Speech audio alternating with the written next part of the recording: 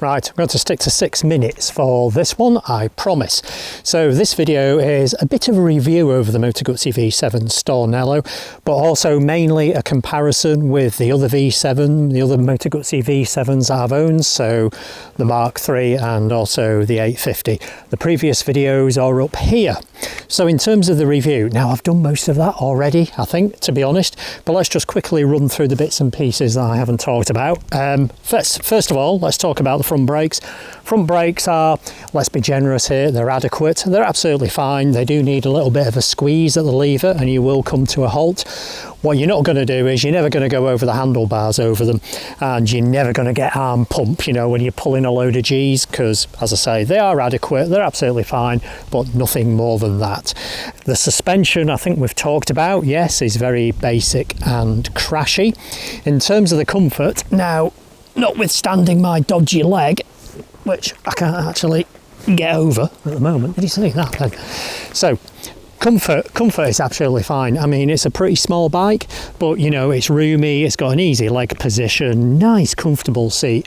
And I would say Moto Guzzi V7s, you know, all of the range got really nice seats, obviously nice high handlebars. So yeah, a really comfortable place to be, really, to be honest, but it is quite a small bike and I wouldn't like to be carrying a pillion on it, to be honest. Seat height is just over 31 inches and I'm 5'10" with a 32-inch inside leg. So the weight is 410 pounds, you know, which, while it certainly isn't a heavy bike, because of the absolutely rubbish side stand, you know, when you're heaving it up, it can feel a little bit heavy. The petrol tank is over 5 gallons and you can get over 200 miles to the petrol tank. The petrol warning light comes on a bit early, and typically it comes on for me about 150, 160 miles, and then I can still get easily a gallon and a bit left over. So yeah, well over 200 miles to the tank, I reckon. One final thing to mention is the traction control, and unlike the traction control on my V7 Mark III, which was totally intrusive, I mean literally on the V7 Mark III the traction control will come on when you had new tyres fitted. I haven't noticed this one really, and I haven't changed anything, so I'm thinking it's probably okay, so that's a good thing. So I think that's it for the review stuff. Now let's crack on with the V7 comparison. Enough of that, so it's comparison time now between the V7 Mark II Stornello, the V7 Mark III and the V7 850, all of which I've owned in the past. Blimey, didn't expect that to happen. So yes, so in terms of a comparison, I think probably the first thing to say is that when you move between each iteration, the bike, or the model of the bike, loses approximately 6 to 7% of charm and quirkiness. So, you know, if you move from the V7 Mark III to the 850, you probably lose about 14%. And as per one of my earlier videos, I found that the 850 was about 7% less charming.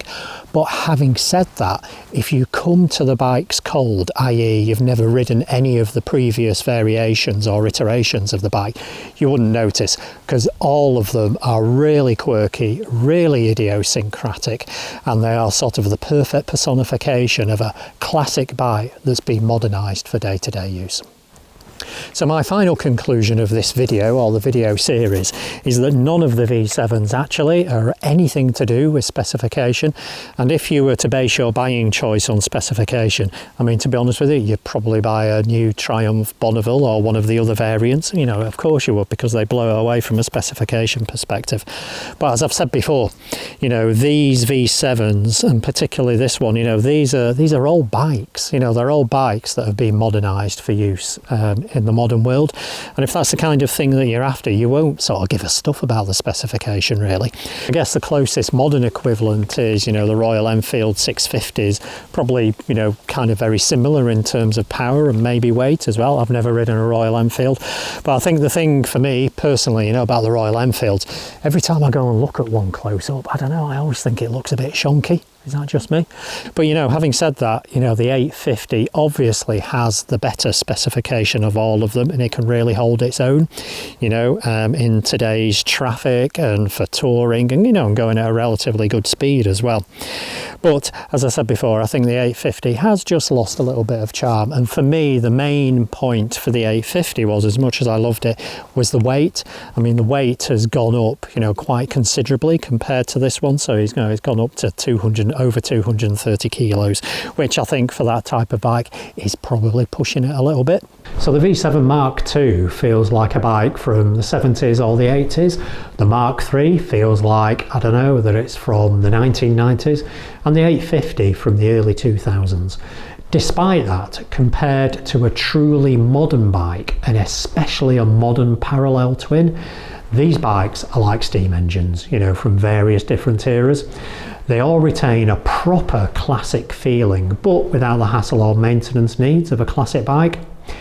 It's just that this one, the V7 Mark II Stornello, almost takes that to an extreme, as it feels and smells properly old school. Okay, so the final thing I want to say is that Guzzis are special. Guzzis are different. Guzzis are brilliant.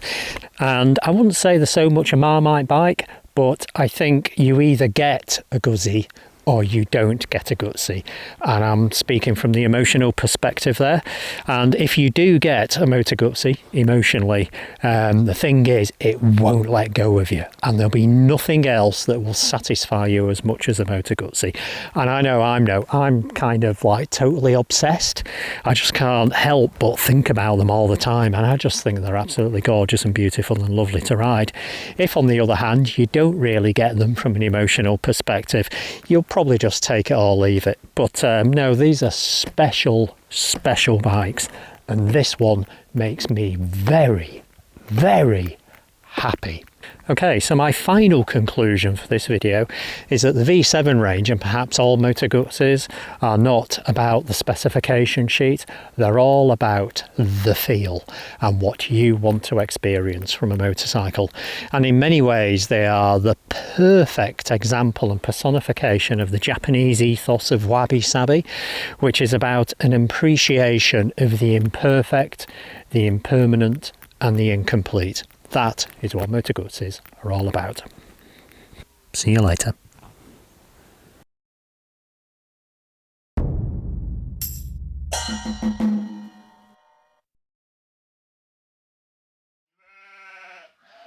The impermanent and the fuck's sake.